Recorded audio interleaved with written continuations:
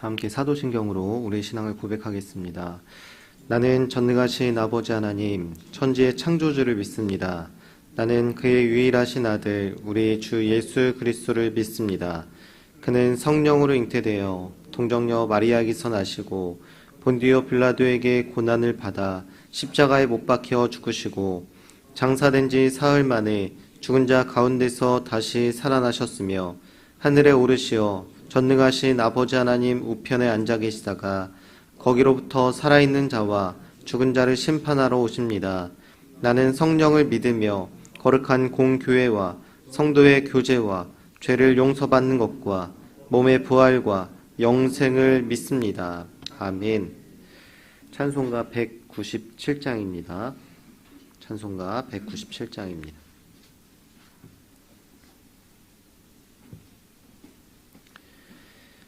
은혜가 풍성한 하나님은 믿는 자 한 사람 한 사람 어제도 오늘도 언제든지 편찮고 보호해 주시네. 주여 성령의 은사들을 오늘도 내리어 주소서. 성령의 뜨거운 불길로서 오늘도 충만케 하소서.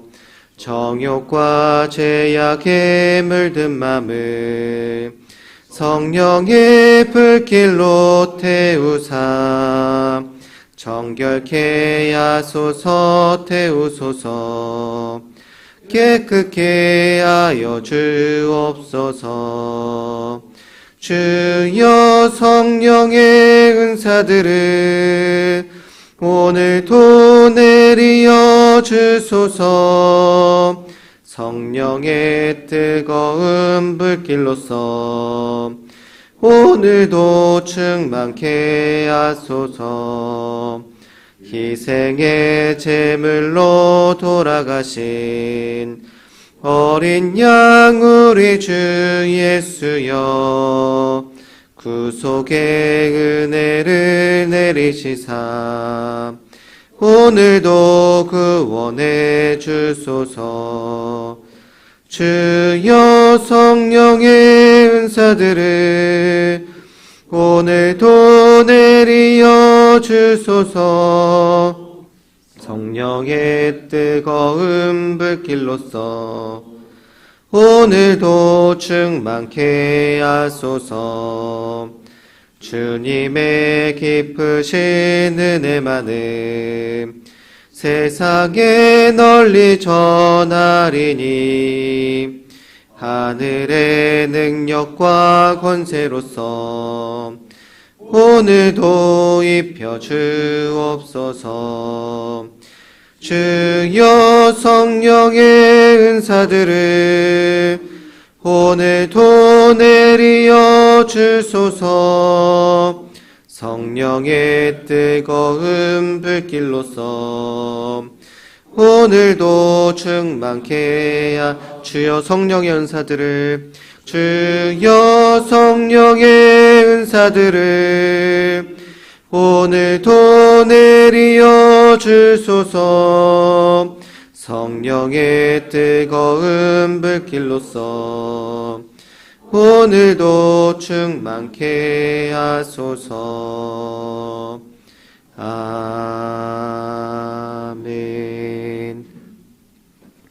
네, 공동체 성경 읽기 창세기 50장입니다. 제50장 요셉이 그의 아버지 얼굴에 굽으려 울며 입맞추고 그 수종드는 의원에게 명하여 아버지의 몸을 향으로 처리하게 하매 의원이 이스라엘에게 그대로 하되 40일이 걸렸으니 향으로 처리하는 데는 이 날수가 걸림이며 애굽 사람들은 70일 동안 그를 위하여 곡하였더라. 곡하는 기한이 지나매 요셉이 바로의 궁에 말하여 이르되 내가 너희에게 은혜를 입었으면 원하건대 바로의 귀에 아뢰기를 우리 아버지가 나로 맹세하게 하여 이르되 내가 죽거든 가나안 땅에 내가 파놓은 묘실에 나를 장사하라 하였나니 나로 올라가서 아버지를 장사하게 하소서. 내가 다시 오리이다 하라. 바로가 이르되 그가 내게 시킨 맹세대로 올라가서 내 아버지를 장사하라. 요셉이 자기 아버지를 장사하러 올라가니 바로의 모든 신하와 바로 궁의 원로들과 애굽 땅의 모든 원로와 요셉의 온 집과 그의 형제들과 그의 아버지의 집이 그와 함께 올라가고 그들의 어린 아이들과 양떼와 소떼만 고센 땅에 남겼으며 병거와 기병이 요셉을 따라 올라가니 그때가 심히 컸더라. 그들이 요단강 건너편 아다 타작마당에 이르러 거기서 크게 울고 애통하며 요셉이 아버지를 위하여 7일 동안 애곡하였더니 그 땅 거민 가나안 백성들이 아닷 마당의 애통을 보고 이르되 이는 애굽 사람의 큰 애통이라 하였으므로 그 땅 이름을 아벨 미스라임이라 하였으니 곧 요단강 건너편이더라. 야곱의 아들들이 아버지가 그들에게 명령한 대로 그를 위해 따라 행하여 그를 가나안 땅으로 메어다가 마므레 앞 막벨라 밭 굴에 장사하였으니 이는 아브라함이 헷 족속 에브론에게 밭과 함께 사서 매장지를 삼은 곳이더라. 요셉이 아버지를 장사한 후에 자기 형제와 호상꾼과 함께 애굽으로 돌아왔더라. 요셉의 형제들이 그들의 아버지가 죽었음을 보고 말하되 요셉이 혹시 우리를 미워하여 우리가 그에게 행한 모든 악을 다 갚지나 아니할까? 하고 요셉에게 말을 전하여 이르되 당신의 아버지가 돌아가시기 전에 명령하여 이르시기를 너희는 이같이 요셉에게 이르라.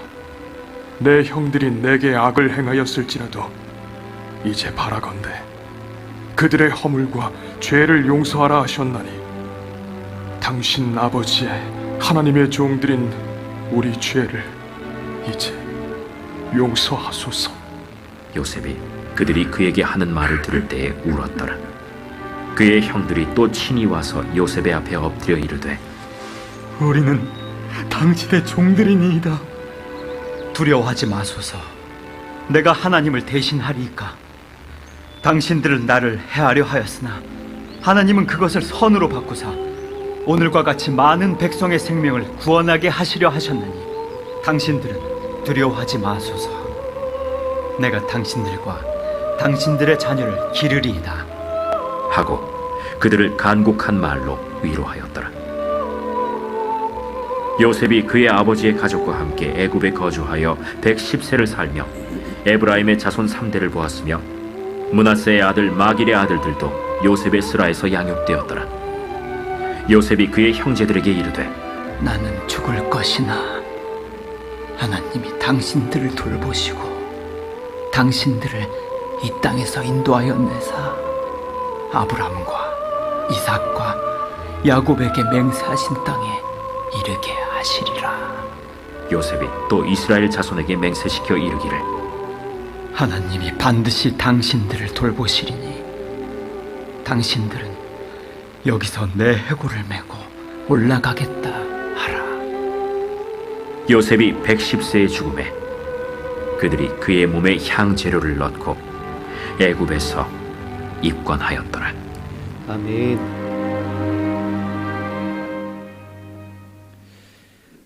네, 오늘 하나님 말씀은 로마서 1장 26절, 27절 말씀입니다. 26절, 27절 말씀. 네, 다 함께 읽겠습니다. 이 때문에 하나님께서 그들을 부끄러운 욕심에 내버려 두셨으니 곧 그들의 여자들도 순리대로 쓸 것을 바꾸어 영리로 쓰며 그와 같이 남자들도 순리대로 여자 쓰기를 버리고 서로 향하여 음욕이 부릴 듯하며 남자가 남자와 더불어 부끄러운 일을 행하여 그들의 그릇 때문에 상당한 보응을 그들 자신이 받았느니라. 아멘. 네, 감사원금 양은영 권사님 들으셨습니다. 100일 작정 감사원금 이미경 권사님 들으셨습니다. 1000번제원금 주님 복주심에 감사드립니다. 황희돈 집사님 들으셨습니다. 1000번제 예물 김유신, 오선경, 김준성, 김준우, 장진용, 김정옥, 장규식, 장진혁, 김봉재, 박연희, 김서율 성도님 예물 유준경, 유용선, 김혜자, 유예림 성도님 예물 들으셨습니다. 기도하겠습니다. 하나님 감사합니다. 오늘 하루도 주님의 전에 나와서 하나님을 예배하고 찬송하고 또 하나님의 말씀을 들음으로 하루를 시작하게 하시니 감사합니다. 하나님, 우리의 삶의 항상 우선순위가 하나님이시기를 간절히 소망합니다. 우리가 하나님 무엇을 하든지 또 무엇을 먹든지 무엇을 입든지 하나님의 영광을 위해서 살아가는 우리가 될 수 있도록 인도하여 주시옵소서. 하나님, 이 시간 또한 하나님께 감사하는 마음을 담아서 또 마음의 기도 제목과 소원을 담아서 하나님께 예물을 올려드립니다. 하나님, 그들의 마음과 중심을 기억하여 주시고 하나님께서 적절한 때와 방법으로 하나님의 뜻대로 응답하여 주시고 그들의 기도에 응답하여 주시옵소서. 이 시간 또한 하나님의 말씀을 듣습니다. 하나님, 그 말씀이 능력 있게 하시고 우리의 삶을 변화시킬 수 있는 하나님의 살아있는 말씀으로 다가올 수 있도록 인도하여 주시옵소서. 감사드리며 예수님의 이름으로 기도드립니다. 아멘. 사도 바울은 로마서에서 가장 유명한 말씀 1장 17절의 말씀에서 하나님의 의가 나타났다라고 말씀을 했죠. 그리고 나서 오직 믿음으로만 우리가 구원을 받을 수 있다라고 선언을 했습니다. 그러고 나서 18절부터는 이방인에 대한 죄에 대해서 나열을 하기 시작합니다. 그리고 23절에 와서 하나님의 진노가 나타난 이유에 대해서 설명하고 있는데, 그것은 바로 하나님의 만드신 이 세상 모든 만물에서 하나님의 신성과 능력과 영광이 나타나게 되어 있는데 사람들이 그것을 썩어질 우상으로 만들었기 때문이다라고 설명을 하고 있습니다. 그리고 24절은 그러므로 라는 말씀으로 시작을 해요. 23절에 우상을 만들었다라고 말씀하고 24절에는 그러므로 라는 이 단어로 시작하는데, 그러므로 라는 이 단어가 접속사이지 않습니까? 뒤에 있는 내용과 앞의 내용을 연결해주는 그런 역할을 합니다. 그래서 뒤의 내용이 무엇이었냐? 하나님의 진노가 나타났다. 그 이유가 무엇이냐? 하나님의 영광을 우상으로 만들어 버렸기 때문이다. 그래서 그러므로 하나님께서 그들을 정욕에 그대로 내버려 두셨다라고 24절에서 말씀을 하는 겁니다. 내버려 둔다. 결국 이것이 우상을 만들었을 때 나타나는 하나님의 심판을 얘기하고 있는 거죠. 내버려 둔다는 말은 굉장히 끔찍한 말입니다. 왜냐하면 그것은 하나님께서 이제 앞으로 그들에게 어떠한 관심도 주시지 않겠다라는 말이기 때문이죠. 이스라엘 백성은 하나님께서 아브라함과 언약을 맺은 이후로 끊임없이 하나님께 범죄하기 시작했습니다. 하나님께서 출애굽 시키셨을 때도 하나님께 감사와 찬양보다는 하나님께 원망과 불평을 터뜨리면서 계속해서 하나님의 진노를 유발했죠. 그리고 사사시대는 어떻습니까? 이스라엘 민족이, 하나님의 백성인 이스라엘 민족이 어디까지 타락할 수 있는가를 보여주는 아주 적나라한 말씀, 적나라한 내용이 거기에 담겨져 있습니다. 또 왕정시대는 어떻습니까? 해가 가면 갈수록 계속해서 타락해져 가고 악해가는 이스라엘 백성들의 모습을 우리가 거기서 볼 수가 있죠. 결국 그들은 아시리아와 바벨론에 의해서 비참한 추후를 맞는 것을 우리가 볼 수가 있습니다. 그럼에도 불구하고 이스라엘 백성이 완전히 망하지 않을 수 있었던 이유가 무엇이냐? 그것은 하나님께서 이스라엘 백성을 죄로 물든 이스라엘 백성이었음에도 불구하고 신실하게 붙잡고 계셨기 때문이라는 것입니다. 이스라엘 백성은 그들의 행위를 볼 때 버림받아 마땅했지만 하나님께서 아브라함과 맺었던 그 언약, 내가 너로 복이 되게 할지라, 땅의 모든 족속이 너로 말미암아 복을 얻게 할 것이다 라는 이 언약을 하나님께서 기억하셔서 이스라엘 백성을 이 아브라함을 통해서 모든 민족이 하나님께 복을 얻고 돌아가게 하는 그 약속을 실현하시기 위해서, 자신의 약속을 지키기 위해서 이스라엘 백성을 끝까지 놓지 않으시고 붙잡고 계셨던 것입니다. 자녀를 키울 때 우리가 자녀가 잘하면 칭찬을 하지만 잘못하면 그냥 내버려 두지 않죠. 혼을 내고 또 그들에게 마땅한 징계를 합니다. 왜 그렇습니까? 사랑하기 때문입니다. 만약 자녀가 잘못을 했는데도 그냥 내버려 둔다면 어떻게 되겠습니까? 그것을 우리가 방치라고 얘기하죠. 그 자녀의 인생은 결국 망가지게 될 것이고 불행한 인생을 살 수밖에 없게 될 것입니다. 자녀에 대한 적당한 징계와 훈육은 부모의 사랑의 마음입니다. 마찬가지로 하나님께서 이스라엘이 범죄할 때마다 그들에게 징계를 내리시고 그들에게 혼을 내시고 그들을 아프게 하시고 그들을 고난 가운데 인도하신 이유는 하나님의 사랑이 있었기 때문이라는 것이죠. 그들이 잘되게 하기 위해서 하나님께서 그들을 징계하시고 훈육하신 것입니다. 히브리서 12장 6절에서 8절까지는 이런 말씀이 기록되어 있습니다. 우리 말씀 같이 읽겠습니다. 주께서 그 사랑하시는 자를 징계하시고 그가 받아들이시는 아들마다 채찍질 하심이라 하였으니 너희가 참음은 징계를 받기 위함이라. 하나님이 아들과 같이 너희를 대우하시나니 어찌 아버지가 징계하지 않는 아들이 있으리요. 징계는 다 받는 것이거늘 너희에게 없으면 사생자요 친아들이 아니니라. 이 말씀에서 뭐라고 기록되어 있습니까? 우리가 징계를 받는 것이 무엇이라고 말씀하고 있어요? 하나님의 자녀, 하나님의 아들이기 때문에 우리가 받고 있다. 너희가 사랑하는 하나님의 자녀이기 때문이다 라고 이렇게 말씀하고 있습니다. 그러므로 우리는 하나님의 징계에 대해서 분노하거나 원망할 필요가 없습니다. 왜냐하면 그것은 자녀를 돌이키시고자 하는 하나님의 마음, 하나님의 사랑의 마음이기 때문입니다. 로마서 1장 26절은 이렇게 오늘 본문 말씀은 이렇게 시작합니다. 우리 26절 말씀 같이 읽겠습니다. 이 때문에 하나님께서 그들을 부끄러운 욕심에 내버려 두셨으니 곧 그들의 여자들로 순리대로 쓸 것을 바꾸어 영리로 쓰며. 오늘 말씀도 보면 하나님께서 내버려 두셨으니 라는 말씀을 하고 있습니다. 우리는 이 말씀에 대해서 심각하게 받아들여야 합니다. 하나님은 우리가 죄를 지으면 경고하시고요, 또 징계하시는 하나님이세요. 주변 사람들을 통해서 경고하시고, 또 여러 상황과 환경을 통해서 경고하시고, 또 말씀을 통해서 경고하시는 분이시죠. 그리고 우리가 죄에 떠나도록 계속해서 경고하십니다. 하지만 그 죄가 너무나 익숙해지고 하나님의 경고를 끊임없이 무시하게 될 때 어떻게 됩니까? 더 이상 우리는 우리를 향해서 말씀하시는 그 하나님의 경고를, 그 음성을 들을 수 없게 됩니다. 우리의 마음이 허망해지고 마음이 가리워져서 하나님의 말씀을 더 이상 구분할 수 없게 된다는 것이죠. 그리고 죄가 죄처럼 느껴지지 않게 되는 것입니다. 그래서 내버려 두신다는 하나님의 말씀의 뜻은 하나님께서 우리를 포기했다라는 뜻보다는 하나님의 경고를 더 이상 들을 수 없는 상태가 된 것이다 라고 그렇게 해석하는 것이 어쩌면 더 옳은 방법일지도 모르겠습니다. 우리는 이런 상태가 되기 전에 하나님께 돌아오는 것이 너무나 중요합니다. 왜냐하면 이런 상태가 지속될수록 하나님의 구원에서 우리가 멀어지게 되기 때문입니다. 우리가 하나님의 경고를 더 이상 들을 수 없게 되었을 때의 결과, 그리고 하나님께서 우리를 내버려 두셨을 때의 결과가 어떤지를 로마서 1장 27절에서 또 말씀하고 있습니다. 우리 같이 읽겠습니다.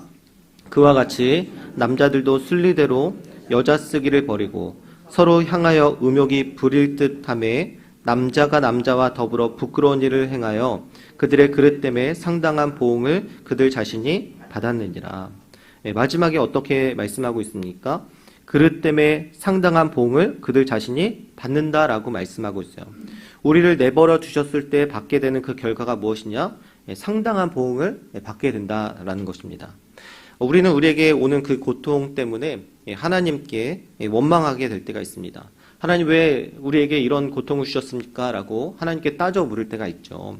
그런데 자세히 생각해 보면 그것은 하나님께서 우리에게 주시는 고통이라기보다 우리의 죄와 우리의 잘못으로 인해서 자연스럽게 우리의 다시 돌아오는 우리의 죄에 대한 결과를 우리가 받게 되는 현상이라는 것이죠. 여러분, 우리가 계속해서 안 좋은 음식을 먹었을 때 어떻게 됩니까? 몸이 안 좋아지고 병들게 되죠. 우리가 환경 오염을 계속해서 시키고 이 지구를 파괴하게 됐을 때 어떻게 됩니까?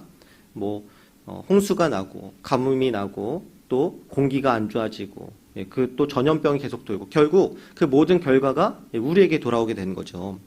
또 우리가 사람들 사이에서 끊임없이 죄를 짓게 되면 사이가 냉랭하게 되고 또 사랑이 식어지고 또 사람들마다 쉽게 다투고 폭력이 일어나고 살인이 일어나고 구조적인 악이 사회 속에서 만연하게 되는 것입니다. 이것은 하나님께서 우리를 심판하시는 것이 아니라 우리의 죄의 결과를 우리가 고스란히 다 받게 되는 현상이라는 것입니다. 결국 거의 대부분의 고통은 인간의 죄와 잘못으로 우리에게 돌아오는 심판이라는 것이죠. 오늘 27절에서 이 동성애에 대한 상당한 보응을 받게 되는 것이 무엇인지를 우리는 자세히 알 수는 없습니다. 하지만 신성의 아침에 그 말씀을 읽어보면 두 가지를 말씀하고 있어요. 첫 번째로 동성애가 일어날 때 생기는 현상은 저출산의 문제라는 겁니다. 여자, 남자 사이에서 생명이 태어날 수 없기 때문에 저출산의 현상은 당연한 결과라는 것이죠. 또 두 번째 문제는 에이즈 문제입니다. 거의 대부분의 에이즈가 동성애 사이에서 발생하고 전염이 되고 있습니다. 그렇게 에이즈가 창궐하고 또 전염되는 것도 결국 이런 동성애 문제로 그들이 받게 되는 결과라는 것이죠. 그러니까 상당한 보응을 뿌린 대로 거두게 된다는 그 말은 하나님의 창조 질서 속에서 나타나는 당연한 결과라는 것입니다. 악한 일은 악한 일로 돌아오고 좋은 일은 좋은 일로 돌아오게 되는 것입니다.